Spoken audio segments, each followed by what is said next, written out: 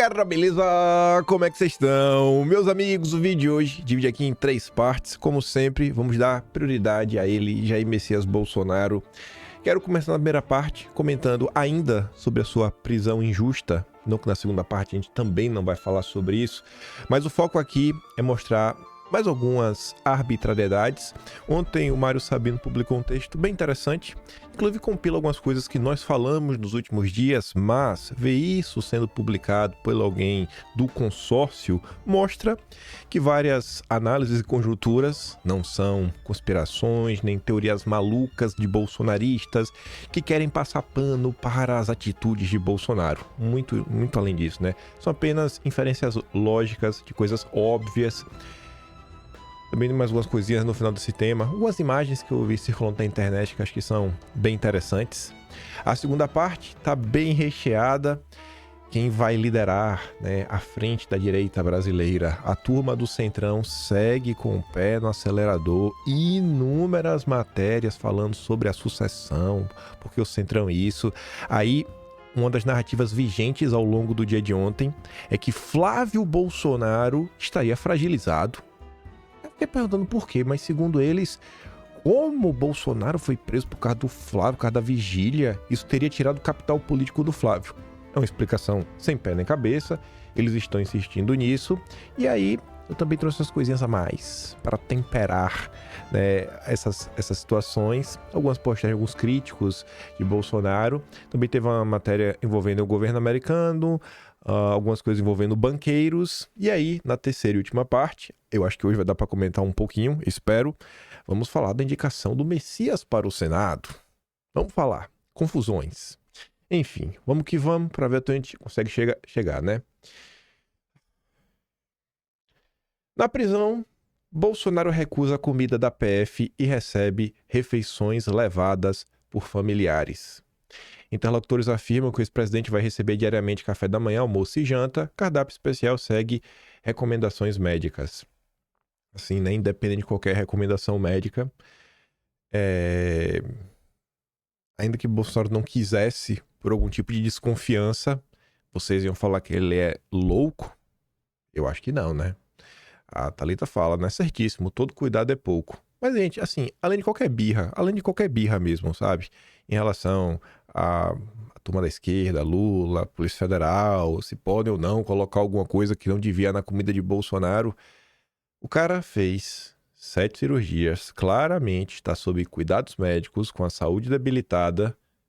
E aí, esperam o quê? Que ele vai comer o que derem? Não, come aí, vida que segue, tamo nem aí pra você. Tá bom. Sendo que o principal problema dele é exatamente no trato, né, intestinal. Flávio Bolsonaro ontem, junto com outros parlamentares, né, deputados e senadores, falou rapidinho e explicou aqui, na verdade deu mais um ponto, né, de por que é absurda essa tese de que Bolsonaro estaria tentando fugir, né, estaria mexendo na tornozeleira para fugir. A central lá de monitoramento é avisada que alguém está mexendo na tornozeleira. Eles chegam em casa, Bolsonaro está onde? Dormindo. Dentro de casa, trocam a tornozeleira dele e ele faz o quê? Volta a dormir. Alguém que quer fugir tem esse comportamento? Pelo amor de Deus, é uma forçação de barra sem tamanho. A central lá de monitoramento é avisada que alguém está... Faz sentido? E nem mexer na cinta, Bolsonaro mexeu. Na cinta, que é a parte principal, né, da tornozeleira. Aí tava lá, dormiu, voltou a dormir. É comportamento de quem tá tentando fugir? Ontem, o Metrópolis entrevistou um médico, na verdade, desculpa, um psiquiatra, o Nélio Tombini. Eu nem vou dar play aqui nesse vídeo, porque a Tsuki colocou aqui em destaque uma das partes mais importantes da fala dele, que é o seguinte, né? Quem medicou o Bolsonaro foi uma endocrinologista. E aí já começa por aí. Ele tomou 2 remédios psiquiátricos que não foram receitados por psiquiatras. Estranho isso, né? Imagina se eu começasse a receitar remédios de neurologistas, remédios para emagrecer, né? É dar uma alfinetadinha na endócrino. São aquelas coisas que a gente fica assim sem compreender. E aí os médicos de Bolsonaro, né, vocês viram depois que eles suspenderam, né, um medicamento que pode sim causar paranoia, alterações mentais, psicológicas e tudo mais. Ontem eu falei muito sobre isso, mas o que eu falo pode não contar, né, já que eu estou na direita, já que eu apoio Bolsonaro, então minha opinião seria enviesada. E para minha surpresa, ontem, quem se dedicou bastante a falar sobre isso e desmontar foi o Mário Sabino. E ele vai ponto a ponto na decisão aí de Dom Pedro III, já coloca no título, desmontando a decretação da prisão preventiva de Jair Bolsonaro. O texto é bom mesmo, fiquei muito surpreso. Aí ele começa a falar o seguinte, né? Para surpresa de ninguém, os colegas de turma de Moraes votaram para manter a prisão preventiva de Bolsonaro. Ninguém tá surpreso com isso, né? Vocês esperavam que alguém da primeira turma ia votar, né? Não, vamos voltar aqui para soltar Bolsonaro. O enredo todo é estranho. A prisão não foi descartada por causa da tentativa de violação da tornozeleira eletrônica, mas pelo planejamento que nunca houve de um crime que não foi cometido, né? Então essa foi a fuga. Na sua ordem de prisão, Moraes alega que a vigília de orações em prol de Bolsonaro, convocada pelo Flávio, visava repetir o modus operandi dos acampamentos golpistas de janeiro de 23. Aí o Mário Sabino já começa. Na adivinhação do ministro, que é que a gente comentou, né? Pessoas pontuaram nas redes sociais, até juristas, que fica parecendo aquele filme do Tom Cruise, Minority Report. Rapaz, você tá vendo que os caras vão cometer um crime antes do crime ser cometido. Mas como é isso? Tu é adivinho? Mas enfim, na adivinhação do ministro, a tal vigília, né, seria para causar tumulto e facilitar a fuga de Bolsonaro da prisão domiciliar. Aí, para compor a peça, ele recorre aos casos dos fugitivos Carla Zambelli, Eduardo Bolsonaro e o Ramagem, sendo que a Zambelli e o Ramagem eu até entendo. Você fala assim, não, tava aí um processo contra eles, e aí eles deram um jeito de sair do Brasil. Agora, colocar o Eduardo Bolsonaro no meio, eu nem tinha comentado sobre isso. O Eduardo, ele foi aos Estados Unidos, quando estava tudo de boa. O PT, através do Lindenberg, começa a perseguir o Eduardo, pede, né, a retenção do seu passaporte. O Gonê segurou até o dia que o Eduardo falou, eu não vou voltar. No dia que o Eduardo falou que não vai voltar, o Gonê foi lá e travou, arquivou a ação. Aí depois reabriu, né? Tanto que estava o inquérito contra o Eduardo. Veja como só as coisas. Então, falar que Eduardo fugiu é meio complicado. Ele está lá há muito tempo. Enfim, e também a história de que Bolsonaro cogitou pedir asilo à Argentina. O ministro também afirma na justificativa da prisão preventiva de Bolsonaro que a embaixada dos Estados Unidos é próxima da casa do ex-presidente, 13 quilômetros de distância, perto, e que poderia ser alcançada em 15 minutos. Bom, se fosse de carro, né, se ele conseguisse aí sair com algum tipo de carro, algum tipo de veículo, e aí começam aqueles questionamentos. Sair de casa com gente vigiando à frente da casa, entrar no carro, sair, ou sei lá, né? Vai que o plano seria Bolsonaro sair correndo, pegar um carro, né, na garagem, nem abrir o portão, já meter ré, sair quebrando o carro com tudo, e uma vez que isso acontece, aí faz o quê? Aí ele sai atropelando todo mundo, apostando que a polícia não vai reagir, não vai atirar nele, aí sai dirigindo igual um maluco na cidade, aí o helicóptero vai atrás, as viaturas da polícia, Bolsonaro dirigindo um carro desgovernado. Cena de filme, né? O Mário Sabino até ele vai colocar isso, né? É o que fica aparecendo. A tentativa de violação da tornozeleira aparece apenas na 14ª página de uma decisão de 17 páginas, em um parágrafo que começa com um além disso, no qual não há nenhuma referência à forma como se deu essa tentativa. No frenesi de sábado, isso aqui é um ponto interessante. Porque, em tese, Bolsonaro teria mexido aí, né, tudo mais, à 00:08. Então, assim, até você meio que realmente saber, ter a confirmação que tudo rolou. Será que realmente teve a violação ou não teve? Será que você não deveria esperar nem que seja um laudo? E, além disso, né, diversos juristas mostraram que uma questão como essa pode até levar alguém de volta para a cadeia. Ou pode decretar a prisão de alguém, mas em tese você precisaria ouvir os advogados primeiro, porque às vezes a própria tornozeleira poderia apresentar algum problema técnico. Enfim. Além disso, né, no qual não há nenhuma referência à forma como se deu essa tentativa. No frenesi de sábado, a imprensa tentou transformar a tentativa de violação da tornozeleira em principal motivo para a decretação da prisão preventiva, mas, ao que tudo indica, ela foi enfiada às pressas no despacho, depois que o texto da ordem de prisão já estava pronto. A tentativa só veio a calhar para maquiar a aparência da arbitrariedade, desde que não se entrasse em pormenores que nada tem de menores. Quem escreveu isso foi o Mário Sabino. É curioso, para não dizer assombroso, que ela aparece lateralmente, quase como nota de rodapé. Porque a tentativa de violação da tornozeleira, e a imprensa notou isso logo, embora não tenha dado o braço a torcer, seria o único motivo razoável para que a prisão preventiva pudesse ser decretada, uma vez que constitui falta grave. Mesmo assim, antes da tomada de qualquer decisão por parte do ministro, ele deveria ter ouvido os argumentos dos advogados de Bolsonaro, o que só foi feito após a decretação da prisão preventiva. Solitária, como a estrela do Botafogo, a razão possivelmente concreta para a ordem drástica de Moraes é também um fato que desmonta de vez a tese de que a vigília de orações foi convocada para facilitar a fuga do presidente da prisão domiciliar. Veja só, a questão da vigília. Isso, claro, se houvesse alguém na imprensa disposto hoje a desmontar qualquer decisão do Supremo quanto a Bolsonaro, a maior causa dos males nacionais, de acordo com todos os democratas brasileiros. Tudo bem, vou para o abate na área dos comentários sempre elegantes que acompanham esta coluna. Atente-se à cronologia dos fatos.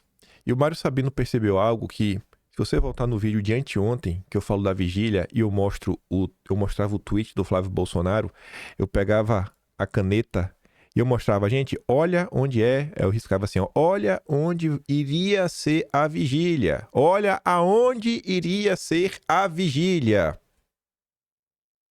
Na rotatória do Jardim Botânico. Lembram disso, né? Atente-se à cronologia dos fatos. O alerta de que havia algo de errado na tornozeleira foi aceso passados 8 minutos da meia-noite do sábado.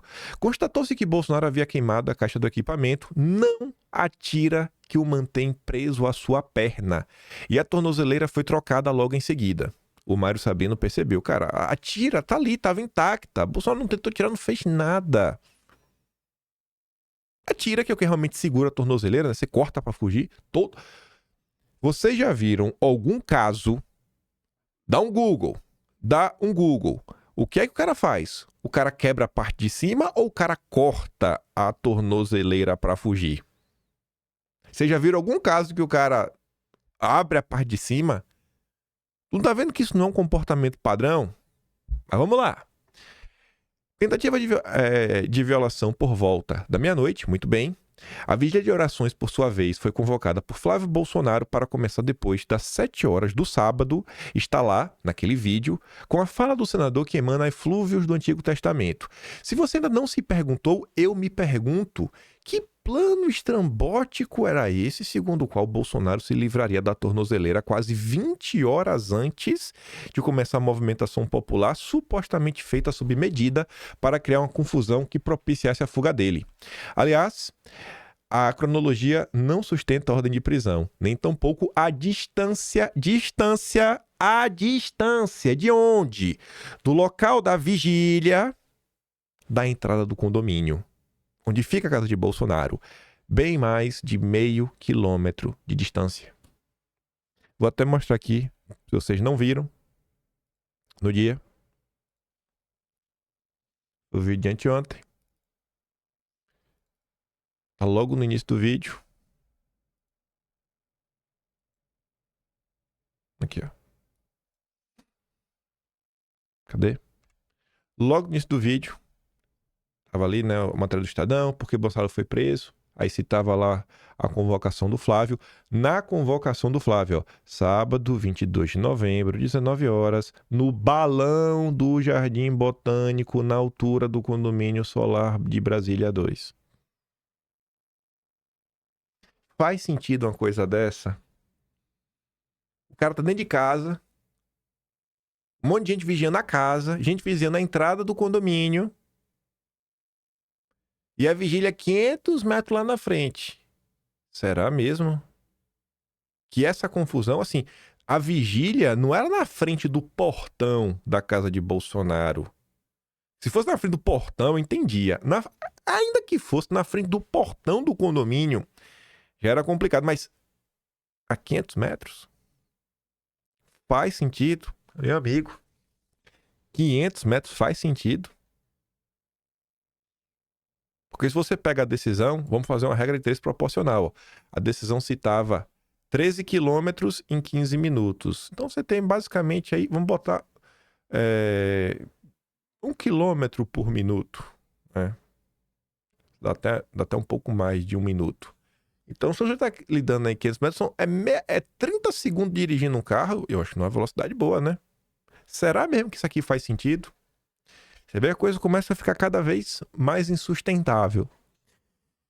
Eu não comecei o vídeo frisando e martelando muito isso daqui à toa, né? Porque o que entra na cabeça, que depois quando a gente falar das questões políticas e do Centrão, aí você fala, realmente o Centrão é uma desgraça. Mas beleza. É isto, senhoras e senhores.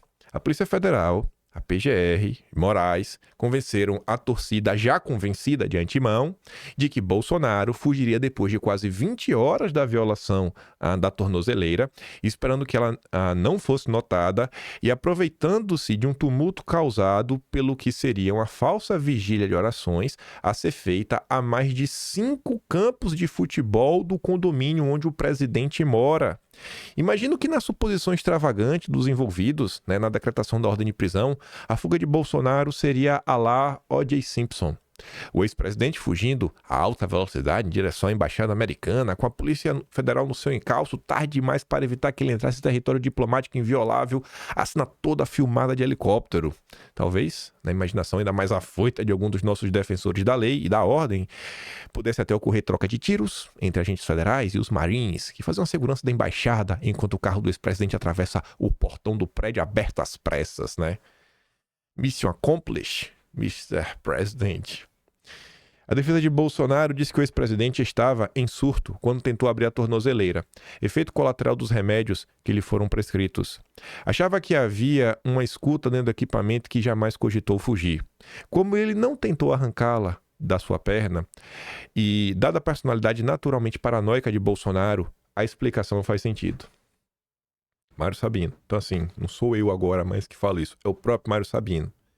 Você vê pela fala de Bolsonaro, vê que pessoas que assistiram a fala de Bolsonaro naquele vídeo, muito antes de qualquer laudo médico, perícia, olha, a fala tá meio embolada. Até o Cláudio Dantas, que já trabalhou com o Mário Sabino, já disse, pô, parece que o Bolsonaro tá meio dopado. Não faz sentido. O cara não corta a tornozeleira, não faz nada, sabe? Não viola a cinta, tava dormindo, volta a dormir. Não, mas a vigília, que vigília? E aí o Mário Sabino encerra falando assim, ó, já o único sentido da ordem de prisão preventiva, na minha cada vez mais modesta e temerária opinião, foi o de minorar o sentimento de impotência de quem deixou Ramagem fugir para os Estados Unidos, Zambelli e Eduardo entraram para adorar a pílula.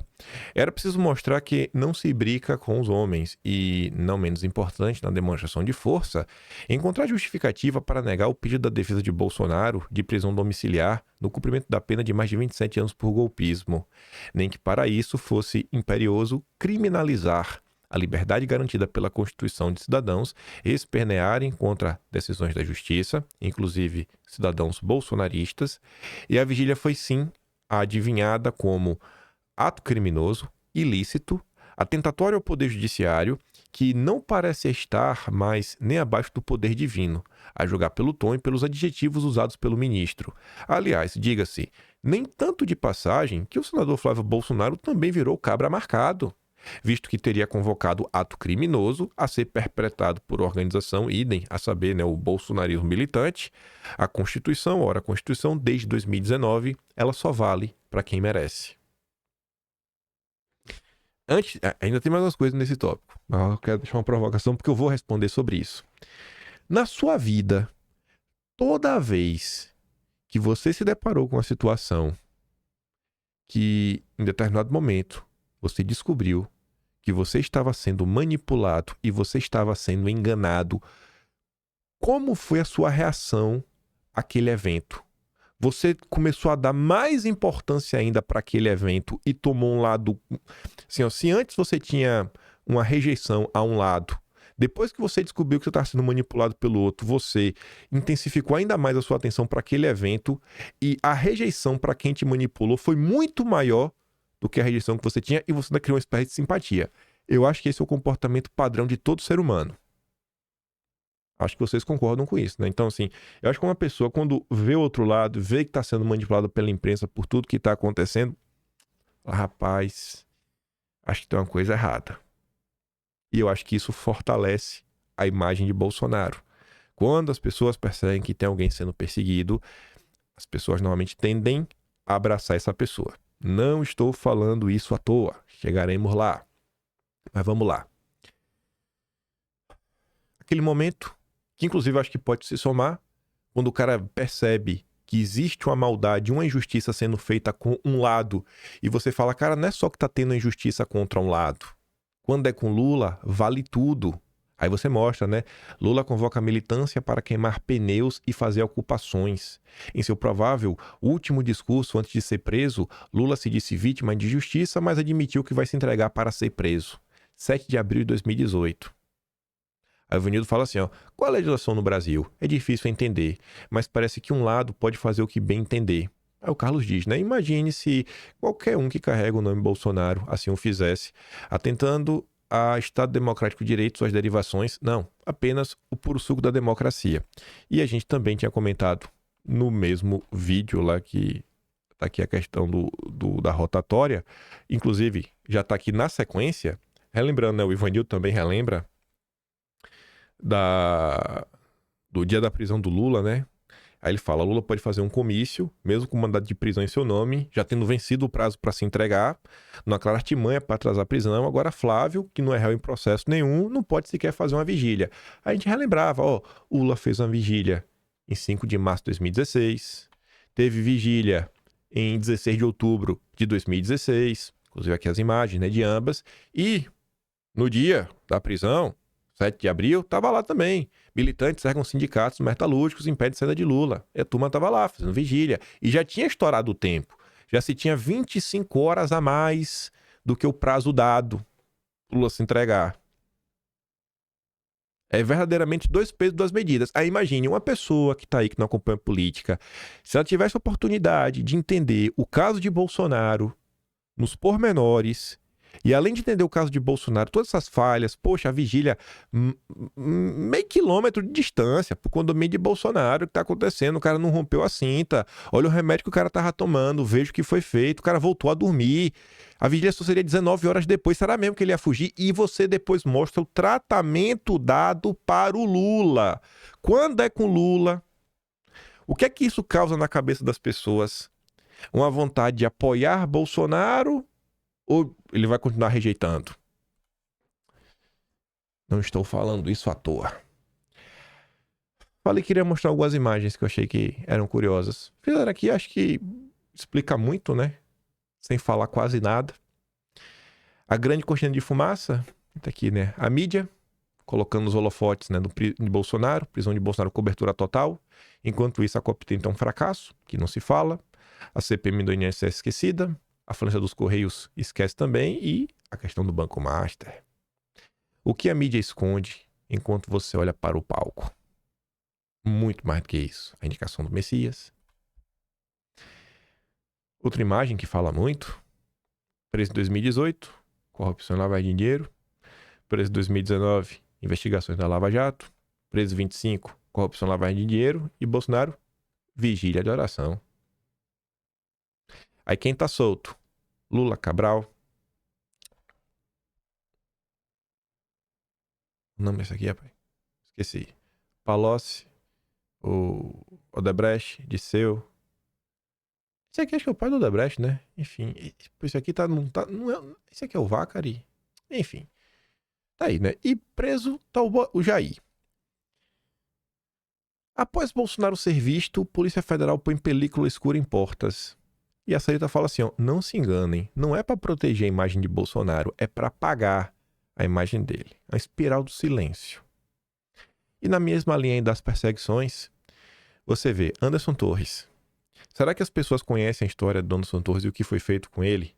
Será que as pessoas tomaram conhecimento que Anderson Torres estava nos Estados Unidos porque ele marcou uma viagem para Disney com sua família, suas filhas, desde novembro? Ele, como funcionário público, né, ainda assim que fosse um carro comissionado, tem que organizar essas coisas, tem que tirar férias, tudo bonitinho, toda uma organização. O cara se planejou, né? Não um milionário que pega o próprio jatinho particular e vai. E mesmo nos Estados Unidos, ele trabalhou para, né, impedir o 8 de janeiro, atuou contra, cobrou, mas foi condenado por golpismo. E agora, um homem inocente, a única coisa que ele pode pedir é para ficar preso na PF ou no batalhão da PM. Defesa da depressão e risco à segurança para pedir que o ex-ministro da Justiça, Anderson Torres, cumpra pena na PF ou em batalhão da PM. Esse é o Brasil. Nunca vi ninguém do Centrão preocupado em contar a história do Anderson Torres. Eu nunca vi ninguém do Centrão preocupado em contar nenhuma história de nada que foi feito contra a direita. Nenhum tipo de perseguição. Mas vamos lá. Aí vocês estão perto de entender porque eu massifiquei tanto isso na primeira parte. Mas vamos começar por aqui. Para vocês verem que algo estranho, algo errado não está certo. Gente, se você está planejando combater um regime implacável e extremamente mais forte que você,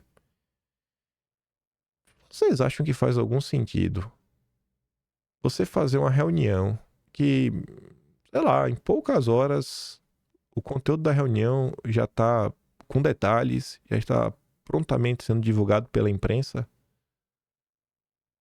Será que essa aqui era uma reunião de aliados? A matéria é muito mais longa do que eu trouxe. Só quero mostrar umas coisinhas. Mas tá ali, ó. Bastidor. Reunião do PL, tem bronca de Michele, Flávio Ungido, porta-voz de Bolsonaro e reconciliação.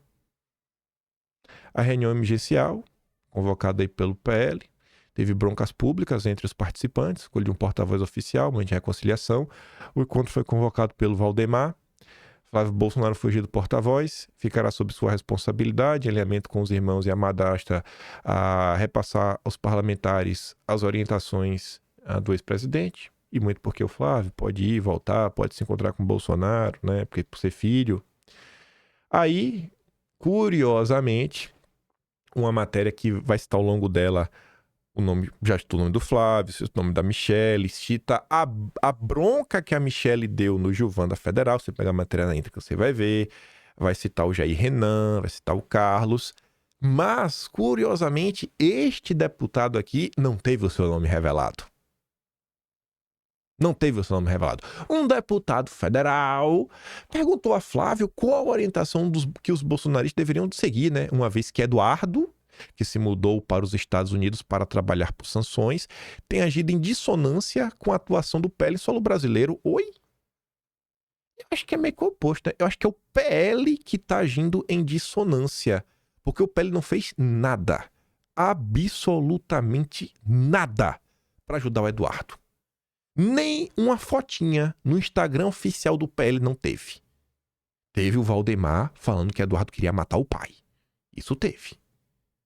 Eu fiquei pensando, rapaz, que é esse deputado federal? Será que é do PL Raio, do PL Bolsonaro? Eu realmente não sei. Aí tá ali, né? Isso vocês podem deixar que eu vou resolver, respondeu o Flávio. Aí o que eu achei curioso nessa matéria, quando eu falo pra vocês, acho que eu sou louco, Flávio Bolsonaro chegou a dar uma bronca pública no Duda Lima, o marqueteiro, sobre as inserções que a legenda tem promovido na TV, no rádio e na internet, convocando apoiadores a se filiarem.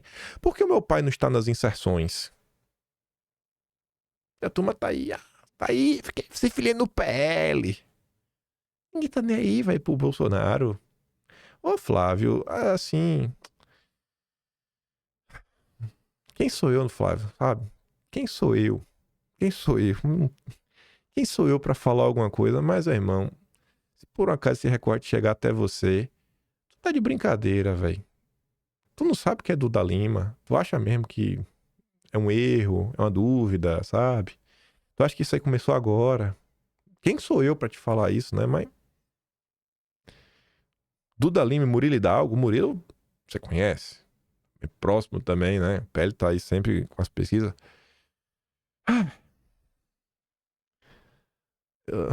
Duda Lima. O Duda Lima.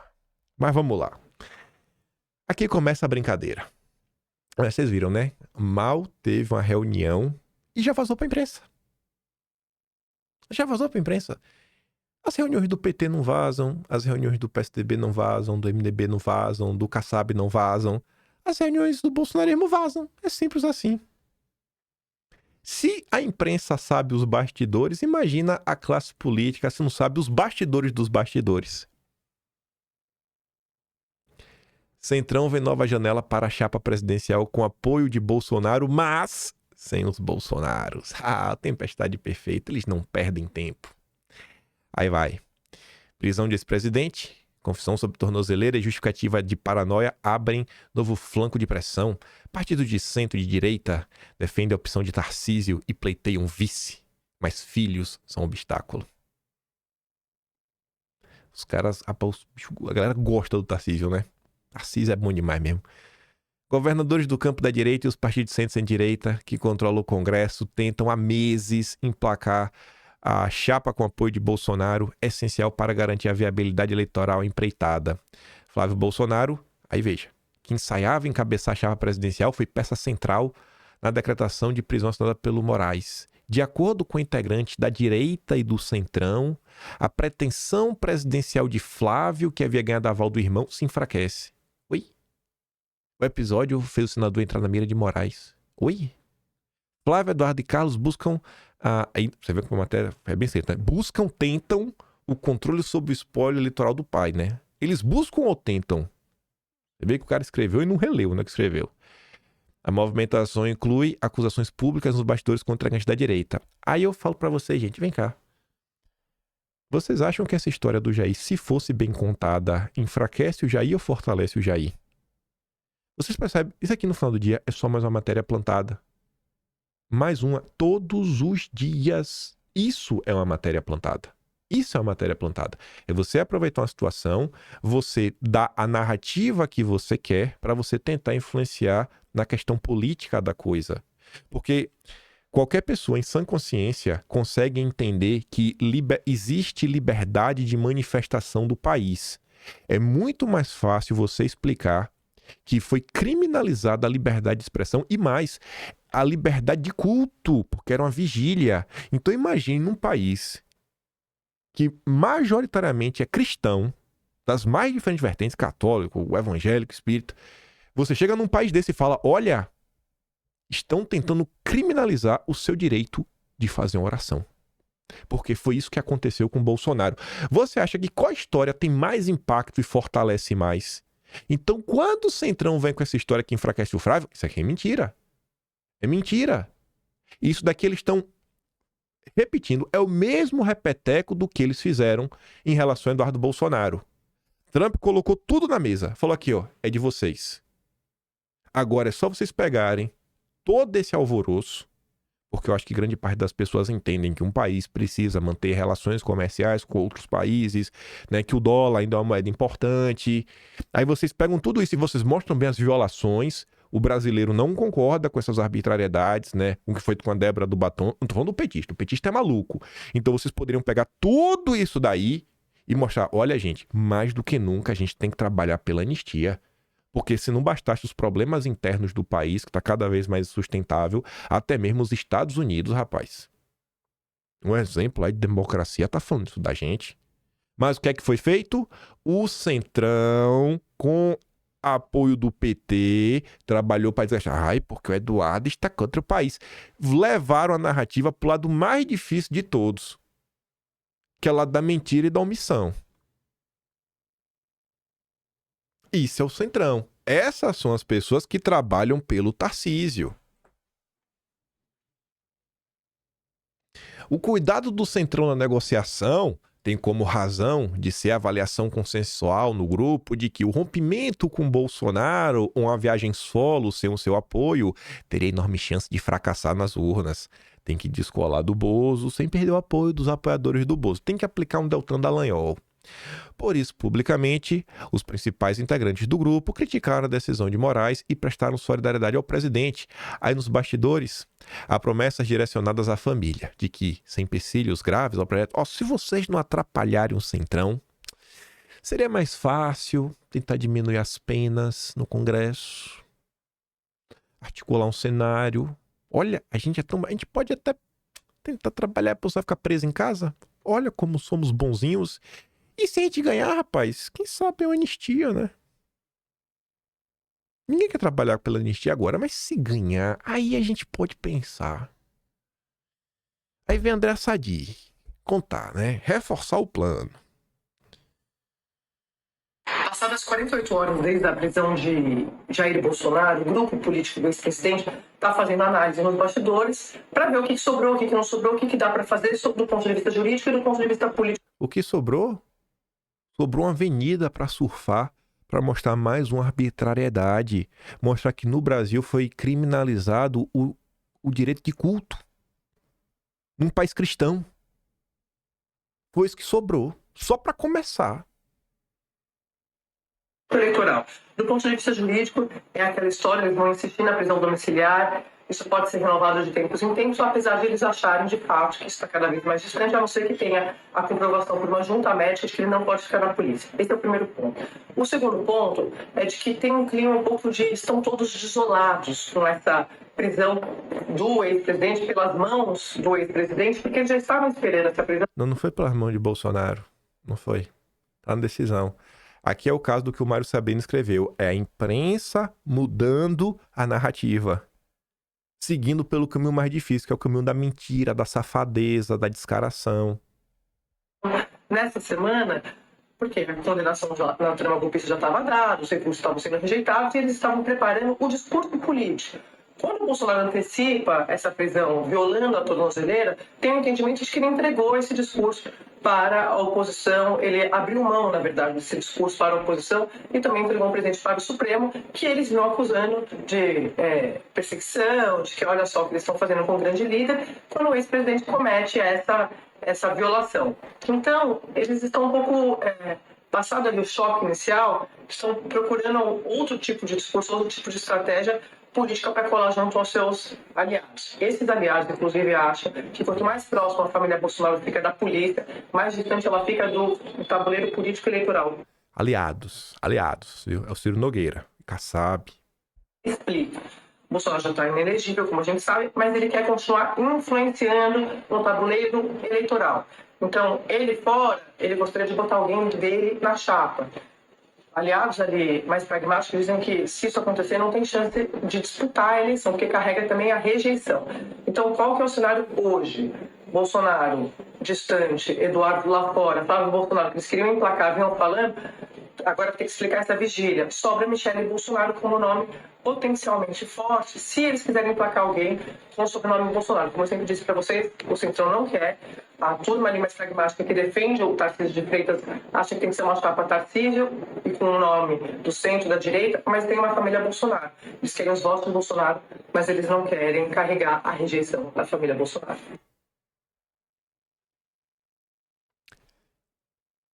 O Flávio vai ter que explicar a vigília.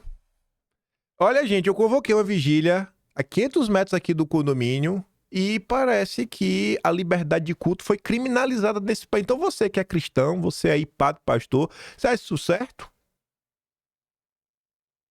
Eu acho que é fácil de explicar, viu? Eu acho que essa explicação, inclusive, fortalece, né? Fala, nossa, olha, o Flávio não é um cara religioso. Eu prefiro políticos, né? Que assumem o seu lado, mostram, né? Olha, Jesus Cristo faz parte de minha vida, né? Pra mim, ganha pontos comigo, né? Não ser com petistas. Aí vem, né? Tudo que está acontecendo com o Bolsonaro é de responsabilidade única e exclusivamente de Bolsonaro. Não tem Centrão para culpar dessa vez. Não? Tudo que está acontecendo com o Bolsonaro hoje não está acontecendo com o Bolsonaro hoje. É um processo que não começou ontem. O Bolsonaro está preso em casa, no inquérito que ele nem foi denunciado.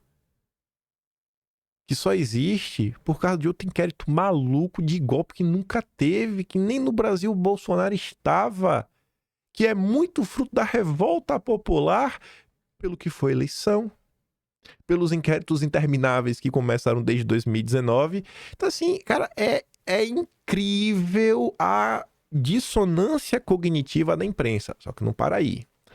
Aí vem a CNN. Análises da CNN agora. Essa aqui é um pouco mais longa. Vamos lá. A prisão de Jair Bolsonaro dificulta o cenário político para o bolsonarismo, mas não liquida o movimento, que busca agora definir, entre outros pontos, o sucessor do ex-presidente. O Centrão vê na prisão de Jair Bolsonaro uma chance de intensificar a pressão para emplacar um nome de fora da família Bolsonaro na eleição presidencial. O preferido segue sendo o governador de São Paulo, Tarcísio de Freitas. Num cenário ideal, com alguém do próprio Centrão de vice. A ideia não é romper com Bolsonaro, até porque isso aumentaria as chances de uma derrota, mas sim tomar as rédeas da centro-direita com um candidato mais moderado e afeito aos interesses do grupo. O Centrão pressiona por um aval do ex-presidente até o fim do ano. A família Bolsonaro, no entanto, resiste às articulações e quer manter o controle do espólio eleitoral. O senador Flávio Bolsonaro era cotado como possível sucessor do pai, mas viu o capital político se enfraquecer depois de entrar na mira do ministro Alexandre de Moraes por ser o organizador da vigília para supostamente facilitar uma possível fuga do ex-presidente. Enquanto isso, governadores da direita, como Ronaldo Caiado, de Goiás, seguem a postos e já negociam marqueteiros para reforçar a pré-campanha. O próprio PL busca qual caminho seguir. Nesta segunda-feira, parlamentares da sigla, Michele Bolsonaro e filhos do ex-presidente, se reuniram para definir a estratégia do grupo. Qual me parece que é o grande dilema nessa caminhada do bolsonarismo para tentar continuar sendo o centro gravitacional da direita? Falta organização burocrática de base para que a militância mostre a força eleitoral que Bolsonaro potencialmente tem e isso sirva de estímulo para fazer com que atores políticos, sobretudo o Centrão, assumam uma posição de maior favorecimento ao presidente, a mudança do seu status prisional, qualquer coisa que o valha. O que a gente pode dizer é que, para o bolsonarismo, a reflexão é muito direta, no sentido de dizer, é melhor ser um peixe grande num lago pequeno, que significa dizer o quê? Continuar sendo uma força prevalecente na direita e, em algum sentido, dizer que é sinônimo de direita, mesmo que isso custe o poder no curto prazo, trabalhando aí com o horizonte de uma derrota eventual em 26, ou é melhor ser parte de um conglomerado de direita que efetivamente possa derrotar Lula em 27, em 26, começando o governo em 27. Quando a gente olha as palavras-chave, quer dizer, quando a gente faz análise de discurso das falas dos filhos do ex-presidente Bolsonaro, que serão basicamente aqueles que vão tocar esse processo de negociação, eu sinto que há uma maior inclinação pelo primeiro cenário, por uma série de componentes. E talvez o principal deles, Caio, seja o fato de que, efetivamente, um bolsonarismo sem Bolsonaro é um bolsonarismo que não apenas transfere votos, mas transfere também legado. Imagina a seguinte situação: os filhos de Bolsonaro, efetivamente, aceitam o apoio dado a um candidato, que seja Tarcísio ou qualquer outro nome, esse candidato é vencedor e, em algum sentido, à medida que ele se transforma em presidente, ele tem um acesso à máquina pública que é tão significativamente importante que o bolsonarismo, que já carece de organização de militância de base, vai perdendo mão e a capacidade de ser visto como o grande guarda-sol em que a direita se colocou abaixo nos últimos anos. E esse me parece que é um dilema muito sério. Então, até o presente momento, analisando as palavras-chave, os discursos feitos, a inclinação que a gente tem é que esse acordo ele é difícil e, se vier, vai custar uma grande fatura. Agora, tem Deixa eu ver aqui se eu acho um negócio. Me tive uma ideia aqui na cabeça. Deixa eu precisar aqui uma data na internet. Tá. Aguenta aí. Deixa eu dar play no final aqui desse vídeo da CNN. Só pra terminar a fala da Jussara. E aí eu vou voltar pra gente falar. Eu fui atrás de uma data, acabei achando mais coisa do que eu imaginava. Então agora já mudou. Eu quero mostrar pra vocês. A gente vai fazer uma pequena viagem no tempo aqui no que aconteceu em 2020. Nossa, calma. Vamos terminar aqui de ouvir esse vídeo primeiro.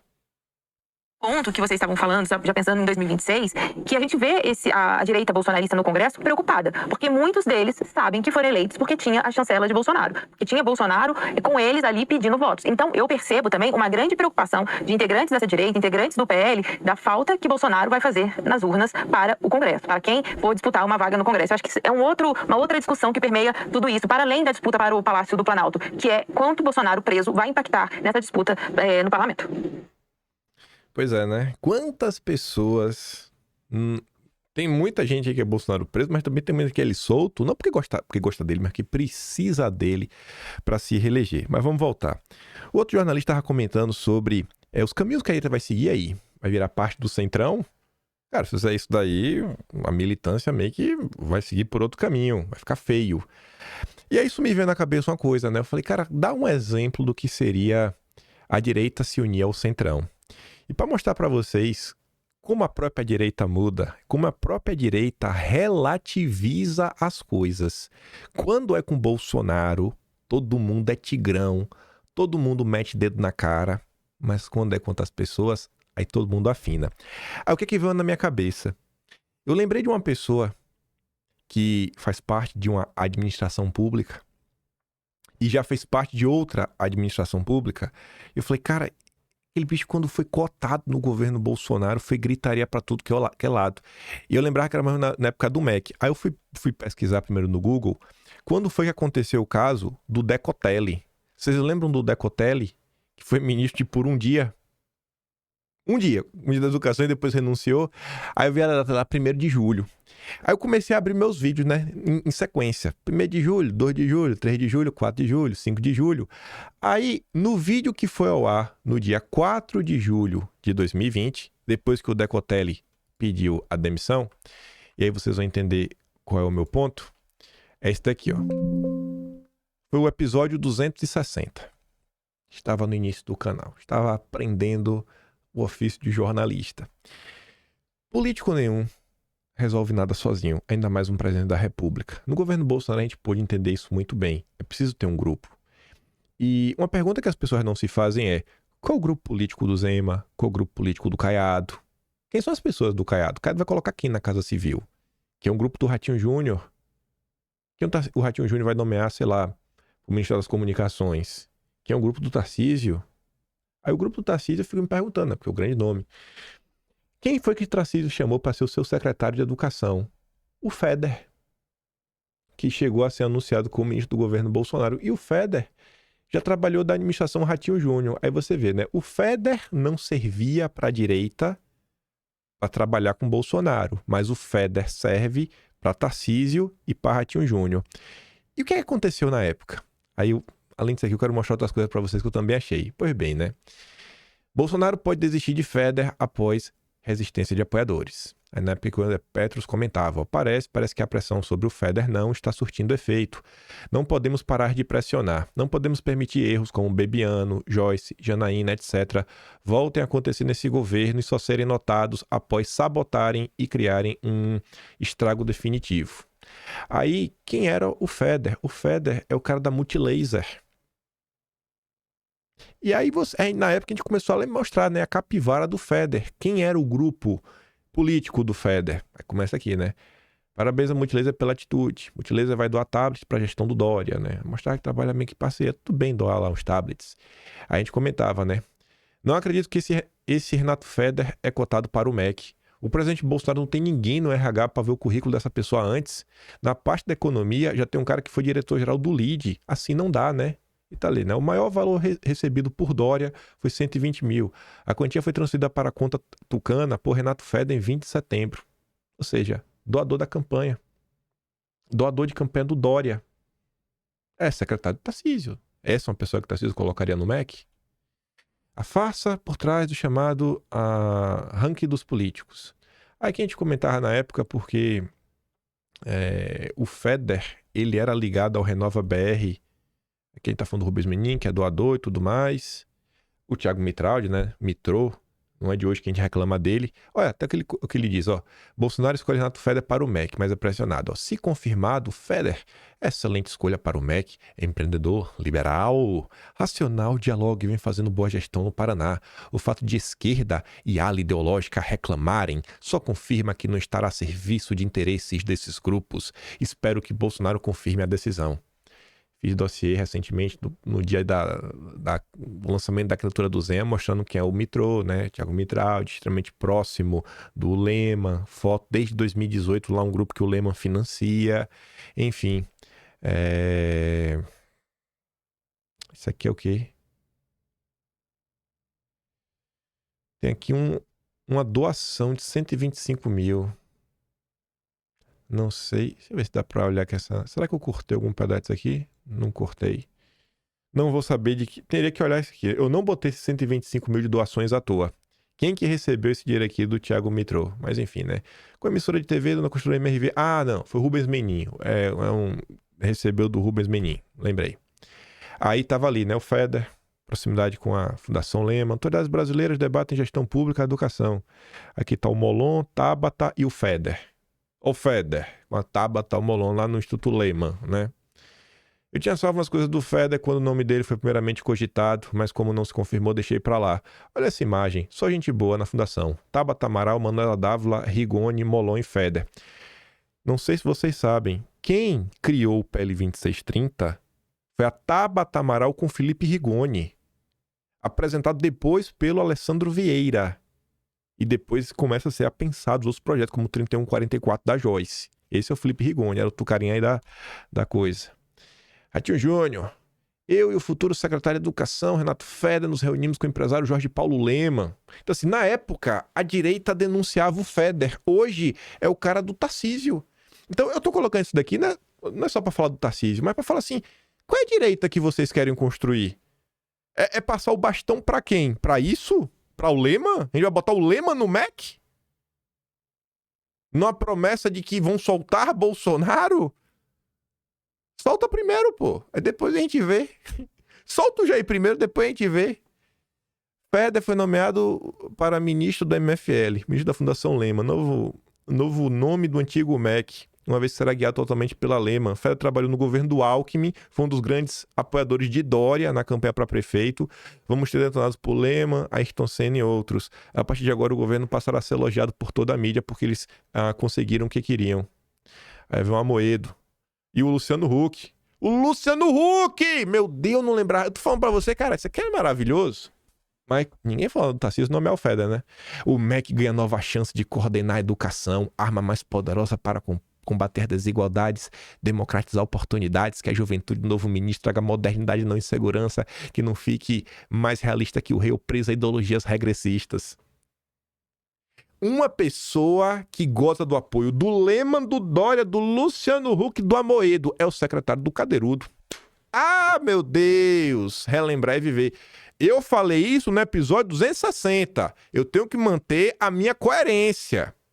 Esse aqui eu falei. Procura aí, episódio 260. Vê se eu não falei. Então assim, se eu reclamei isso lá atrás, por que eu não posso reclamar agora? Essa direita que querem construir, eu tô fora. Aí vem o Amoedo, ó. O governo finalmente acertará na escolha do ministro da Educação, caso não ceda às pressões da área ideológica. A direita aloprada salvou o dia. A direita aloprada salvou o dia.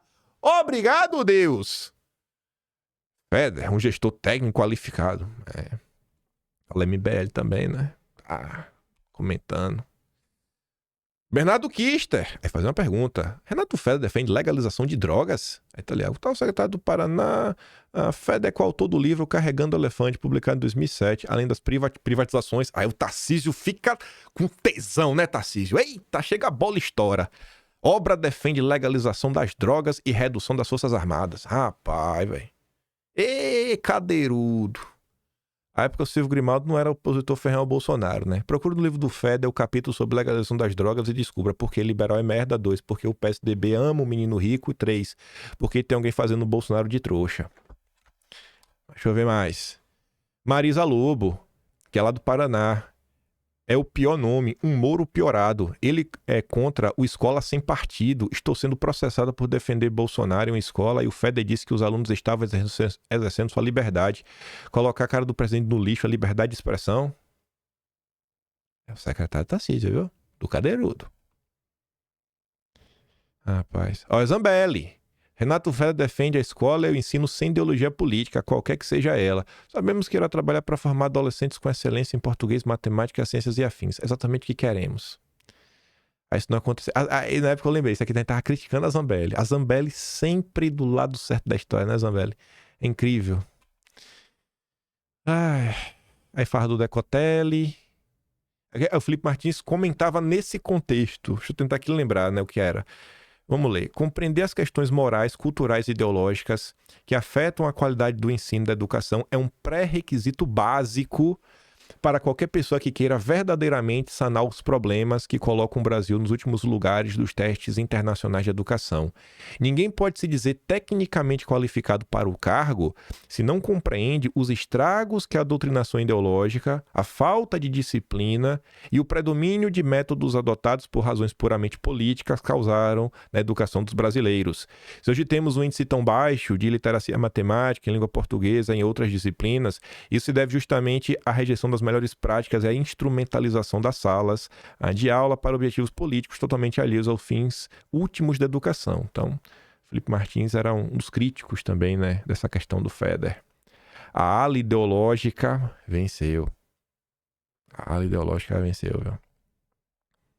Fardo Serra. Aí o que é que eu achei mais também, né, nessa minha busca, porque eu fui olhando os vídeos desde o dia 1º, né, desde o dia do Decotelli. Aí eu vou voltar um dia antes, o vídeo 259. Cara, eu vi isso aqui já com outros olhos. Só quero mostrar o primeiro slide. O vídeo começava assim, ó. Olha como o vídeo 259 começava. Isso aqui é do dia 3 de julho de 2020. Carlos Bolsonaro tuitava. Agenda pública do dia do governo. Bolsonaro se reuniu com Braga Neto, que é o ministro da Casa Civil, e Mourão recebeu o jornalista Guilherme Amado. Aí o Arthur Weintraub postava, né? O próximo do Planalto decidiu exonerar Arthur Weintraub do cargo de assessor especial da presidência indicá-lo para o posto no OEA. A informação foi confirmada à CNN por alguém, né? Aí tá ali, ó. Vão me exonerar, Igor? Suas fontes são quentinhas, né? Conte-me mais. E aí o Carlos Bolsonaro falava, nem seu Gadelha e Amado sabem mais que Nostradamus. Eles sabiam de tudo. Na época o Gadelha tava na CNN. Mas realmente ia rolar isso daí, ia proiar. Mas não era pra falar ainda, né? Pra não rolar perseguição até embora. Aí você pega as datas, né? Você vê, rapaz, que coisa, né? O Guilherme Amado, sempre ele. Aí tem outro vídeo aqui, o anterior foi o 258. O que é que eu achei nesse daqui que eu achei interessante? Que acho que vale a pena a gente olhar. Coisas que aconteceu no governo Bolsonaro. Deixa eu ver. Tá.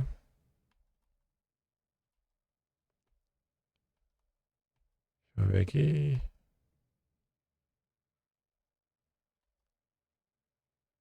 Ah, já vi. É isso aqui. É isso aqui, ó. Meu Deus, meu Deus, meu Deus. Eles não param de mentir 24 horas por dia. Tá ali, ó. SECOM incorporada a Ministério das Comunicações pode causar conflito de interesses. Pasta foi recriada para atender reclamações do gabinete do ódio, liderado por Carlos Bolsonaro, que se sentia vigiado por militares. Aí o Carlos falava assim, ó, rapaz, acho inclusive que o próprio ministro das Comunicações poderia tomar atitude sobre isso. Não adianta deixar as bombas explodirem no colo de quem simplesmente só ajuda 24 horas por dia e leva porrada de tudo que é lado, não desmentir a mídia tradicional quanto a esses absurdos. O que é que a gente está vendo na imprensa nas últimas 72 horas? Bolsonaro ser metralhado, seus filhos serem metralhados, sabe, mentiras atrás de mentiras em relação ao Flávio, e o Centrão só empurrando nota para emplacar o Tarcísio. Mudou alguma coisa? Mudou alguma coisa? A ala ideológica só apanha e os bonitinhos seguem calados. Estamos presos no mesmo ponto há mais de 5 anos, porque isso aqui tem 5 anos. Aí tinha essa aqui também. Aí na época, né? Celso de Mello, arquivação de Carlos contra Marcelo Freixo. Aí ela fala, brincadeira, né? Celso de Mello alegou que Freixo está sob unidade parlamentar. Mudou alguma coisa? Quando a esquerda fala qualquer coisa, não pega nada, é imunidade parlamentar. Quando a direita fala, é perseguida. Nesse âmbito também, enquanto arquivava o Marcelo Freixo para blindar ele, ele prorrogava o inquérito contra Bolsonaro. A delegada do caso pediu mais tempo. A delegada do caso, que estava no dia do depoimento do Moro, Cristiane Corrêa, junto com Érica Amarena e Igor Romário de Paula. Igor Romário de Paula, oh, rapaz, enfim, um monte de coisa. Aí tava depois o Moro, na época, difamando o governo já com o Bozella. Eita, o Bozella, tá sem cargo. Achei que é o Bozella. Ah, não. Tô em dúvida que é o Bozella? Parece o Bozella esse aqui. Não sei se é, esse aqui acho que é o Liviano. Ele tá lá, Fimura Brasil. E tinha aqui os militares. A ala militar se vê traída e discute se segue com Bolsonaro. Lembra de como a ala militar registrada do Moro ficaram contra Bolsonaro? Pois é, a ala militar, né? Tá aí, tô em crise com essa do Moro. Retirada do apoio do presidente é uma das hipóteses na mesa, né? Se concretizada, pode levar a uma renúncia. Ah, Brasil, viu? Brasil. Quem não conhece o que aconteceu, que compre. Aí vem, é o que eu falei pra vocês, foi o dia todo. Prisão de Bolsonaro fortalece Tarcísio contra Flávio. Por quê? Bom, o protagonismo de Flávio em episódios que justificaram a prisão enfraquece a pretensão dele ser candidato. Oi? Pra mim, fortalece. Eu acho que todo brasileiro que soubesse que um filho chamou uma vigília pro pai, longe da casa, e teve isso negado, o direito de falar em Deus, rapaz, eu acho que o brasileiro gosta disso. Pra mim, isso fortalece a posição. Eu acho que o Tarcísio, ele podia abrir a boca pra falar sobre isso, né? Explicar esse caso. Tarcísio não é matemático, bom de distância. Explica aí, Tarcísio. Daquelas tuas aulas aí, ela sabe falar, né? Distância, velocidade de tempo, basicão da física, regra de 3, sem derivada, sem integral. Mostra, explica, Tarcísio. Usa esse canhão cadeirudo. Eu não aguento mais o Tarcísio. Não aguento. Ele não abre a boca, mas ele tá trabalhando nos bastidores. Ele falou com o Gilmar Mendes. Eita. Rapaz, tu já imaginou? Uma coletiva de... Vê se eu tô maluco. Uma coletiva da imprensa, aí senta o Tarcísio, Romeu Zema, Caiado, Jorge Melo, abre uma live em algum canal. Pode ser um canal próprio deles, porque eles têm as redes sociais. Pode ser no Instagram. E aí eles fazem assim um negócio passo a passo, martelando. Pode usar a matéria do próprio Mário Sabino. Faz como eu faço aqui em vídeo, ó. Mostra lá os governadores falando, mostrando os absurdos que são feitos. Relembra só. Faz um vídeo, igual a gente faz aqui.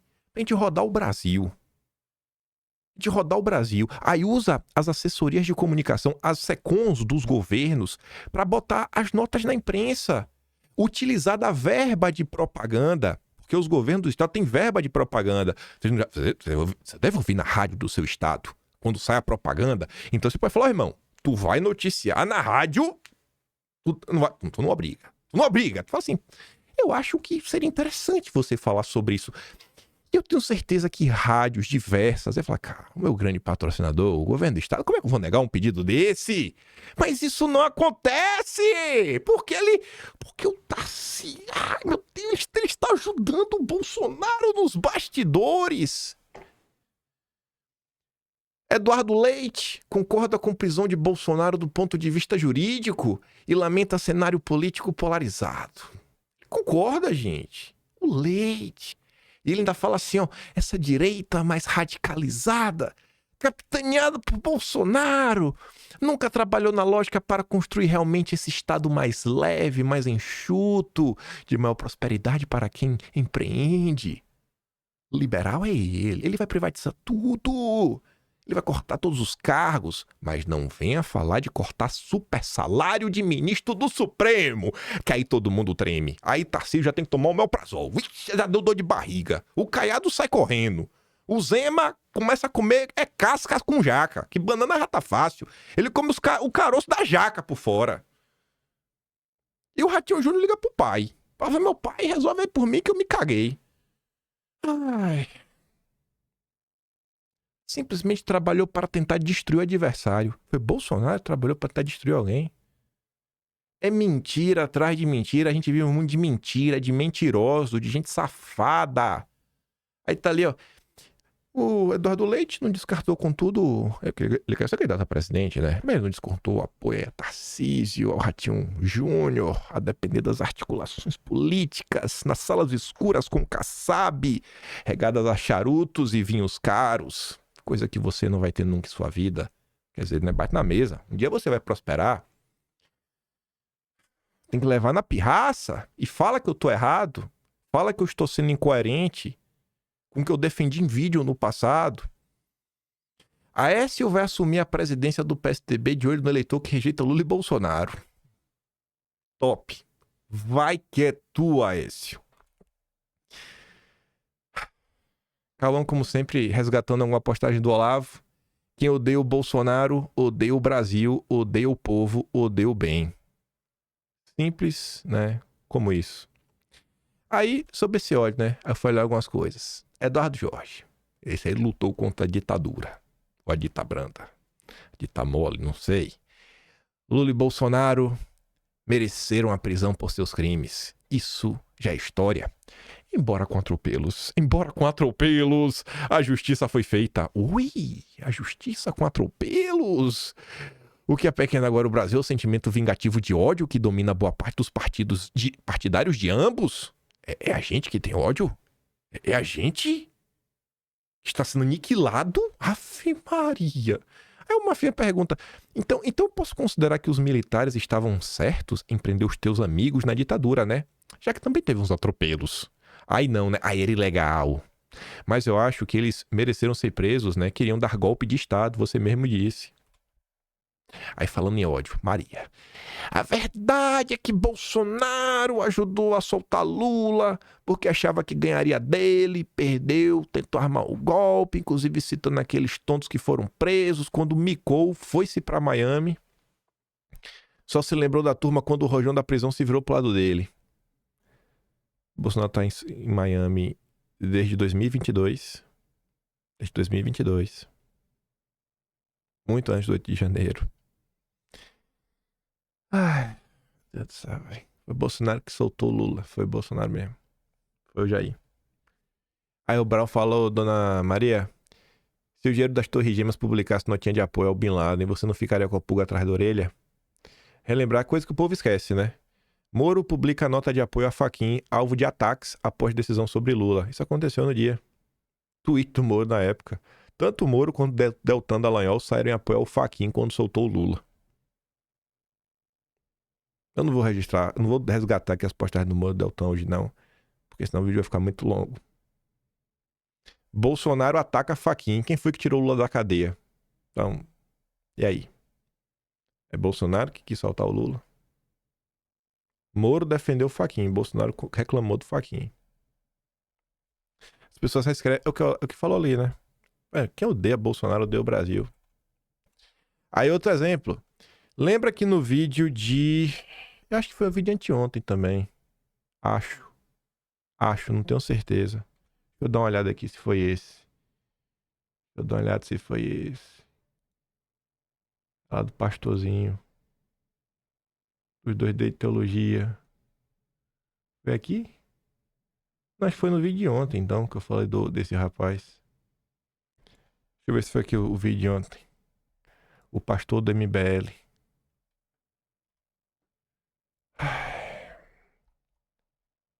Cadê, senhor? Aqui, ó.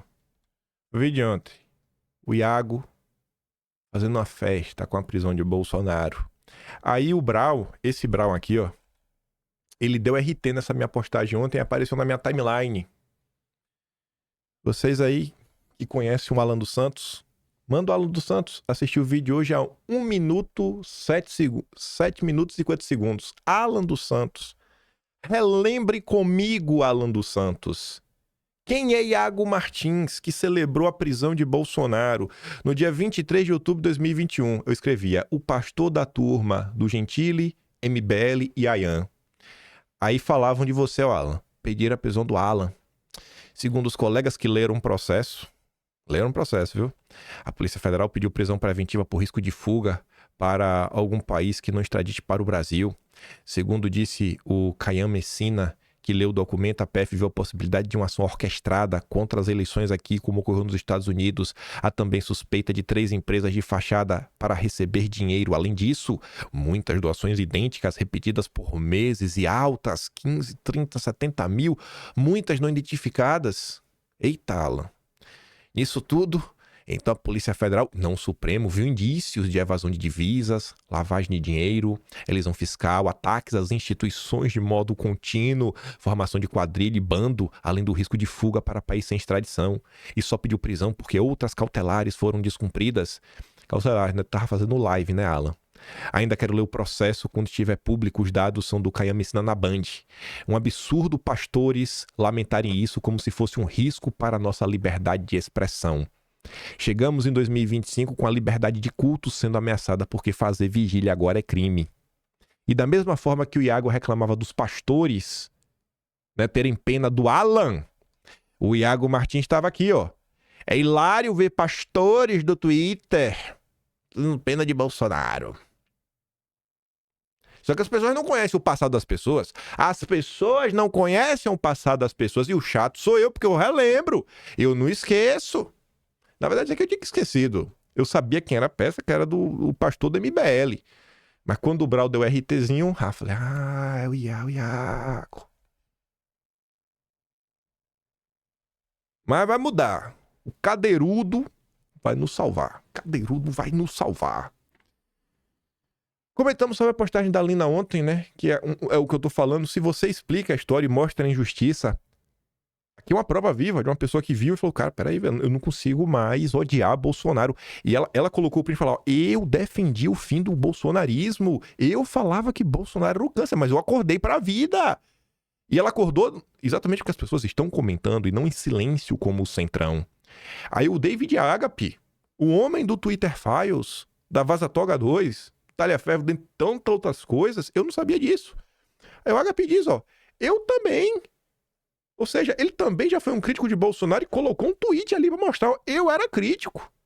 Depois desse tweet, me aprofundei sobre a gestão do Bolsonaro no Fica em Casa, descobri que eu estava errado e Bolsonaro certo. Ainda sou crítico das atitudes do Bolsonaro durante seu governo, mas nada, absolutamente nada, justifica a perseguição brutal que ele sofre. Aí o tweet era assim, ó, e digo mais, se fosse outra pessoa da direita no lugar dele, seria igualmente perseguido. O complexo da censura é um movimento global. O tweet do Agape do dia 9 de setembro. Ah, mas o David tá falando mal do Biruliro só agora. Rapaz, eu desembarquei em 2016, quando soube os detalhes da campanha do Flávio para a Prefeitura do Rio.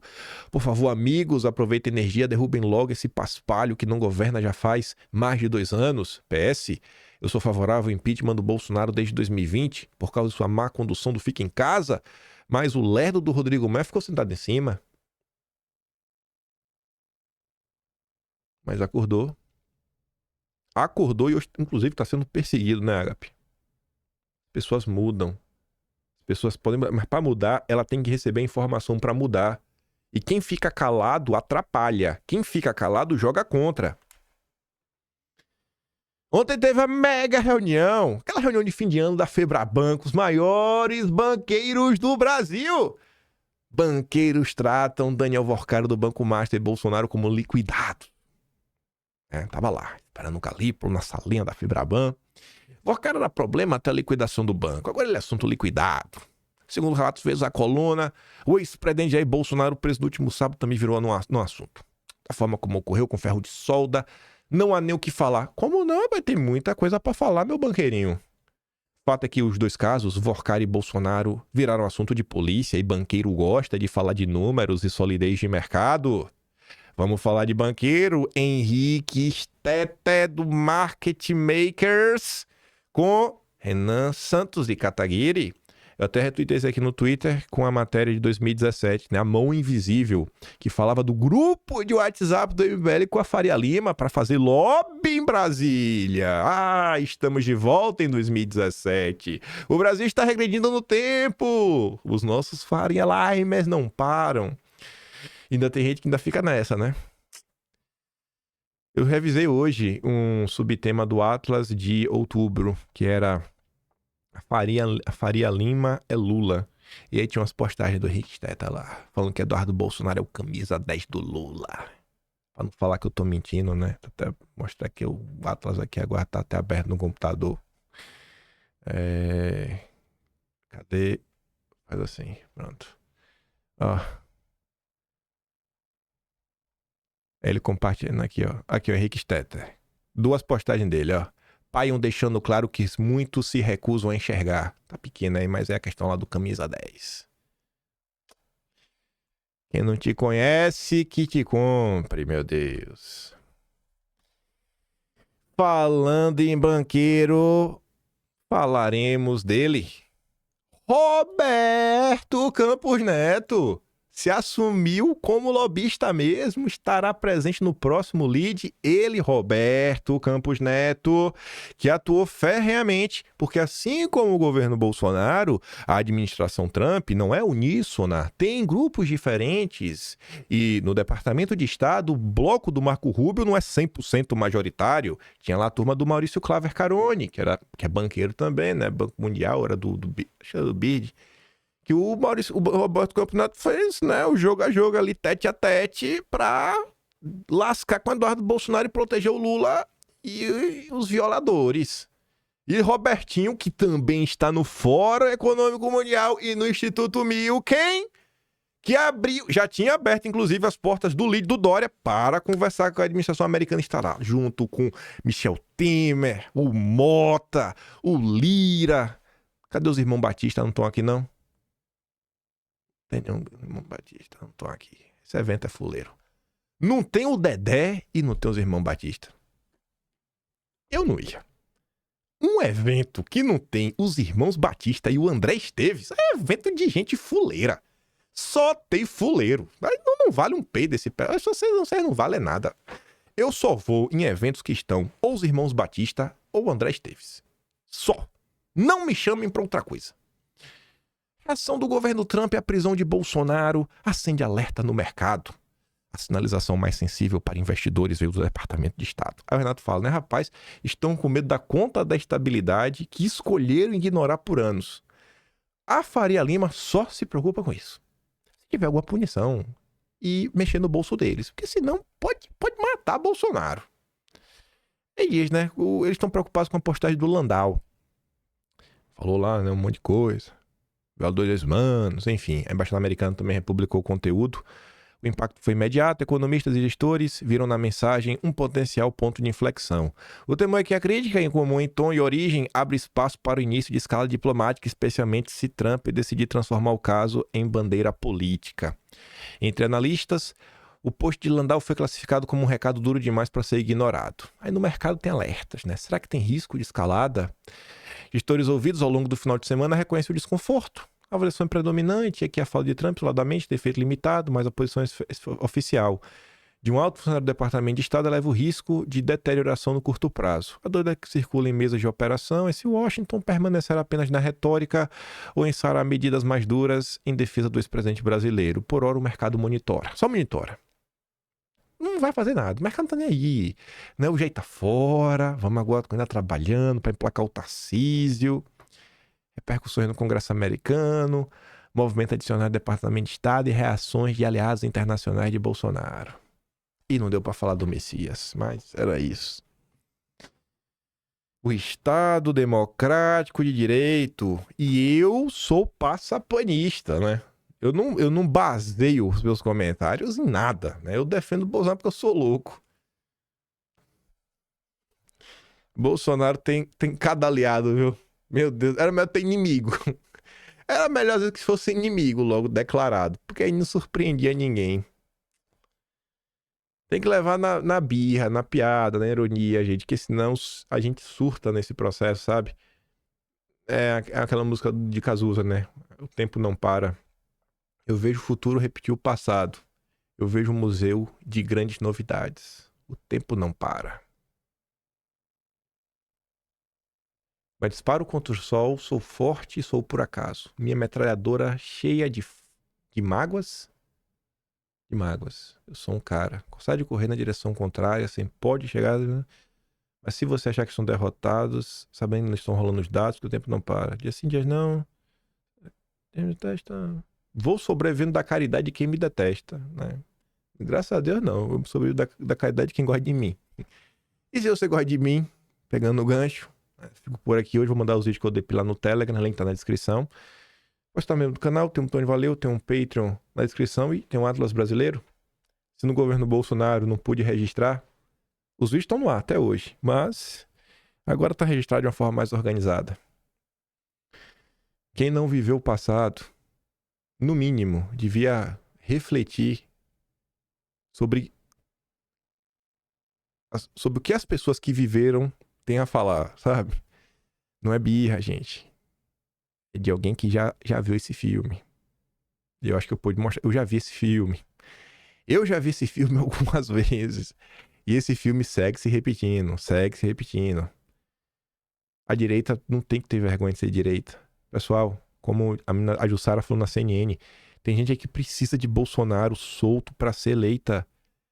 Esses canais, esses políticos, influenciadores, essas pessoas, gente, só existem por causa de vocês. No dia que vocês falam, eu cansei, não existe.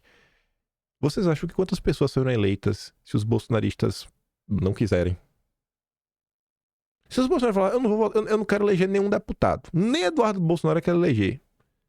Tu acha que quantos se elegem sem os votos dos bolsonaristas? As bancadas da direita, quantos se elegem sem os votos dos bolsonaristas?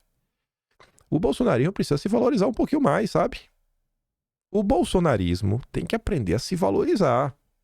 Aprendam.